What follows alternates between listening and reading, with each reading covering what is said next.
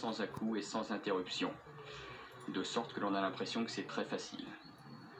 L'école roumaine maintenant, celle-ci, vous la connaissez depuis très longtemps si vous suivez nos retransmissions de gymnastique. D'abord, elle est championne du monde par équipe avec l'équipe de Roumanie. Laetitia Beghe, évidemment, 9,80 aux barres asymétriques. La note est montée d'un cran, mais c'est vrai que son mouvement était presque parfait.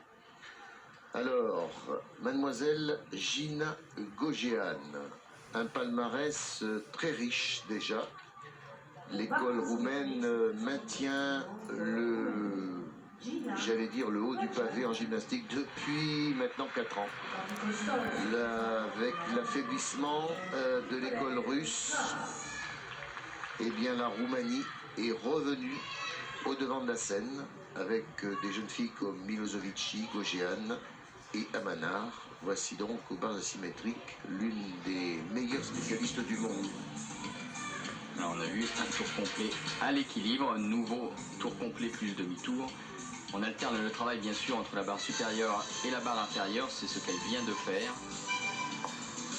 Grand tour soleil, changement de phase, grand tour en lune, jambes écartées, demi-tour, franchissement dorsal 4 chocs.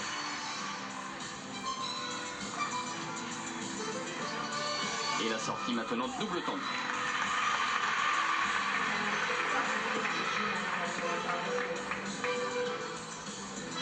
Simona Amanar qui ira avec justement...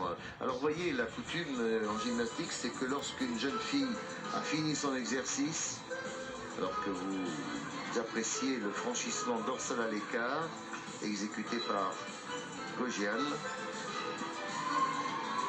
je vous disais donc que dès qu'une jeune fille a fini son exercice aux barres asymétriques, elle prépare l'appareil pour la suivante, et en l'occurrence sa compatriote Lavinia Milosevici qui est en bas et qui met un petit peu de vapeur d'eau autour des barres. Cela mélangé avec la magnésie, ça donne une pâte qui empêche de glisser. Voilà, ça permet une meilleure adhérence. L'eau est très souvent un petit peu sucrée aussi pour que l'on colle mieux à la barre.